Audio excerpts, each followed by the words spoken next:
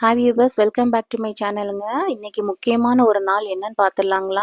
ஆடி முதல் குரு பௌர்ணமிங்க. முக்கியமான பௌர்ணமி இது. இன்னைக்கு என்ன பண்ணணும்னா சத்தியநாராயண பூஜை.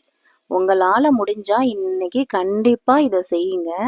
இவர் என்னன்னா கேட்ட வரத்தை உங்களுக்கு இன்னைக்கு அப்படியே கொடுப்பார் பெருமாள். அதனால சத்தியநாராயண பூஜையை நீங்க செஞ்சு அவர்கிட்ட என்ன வரம் கேட்கணுமோ கேளுங்க.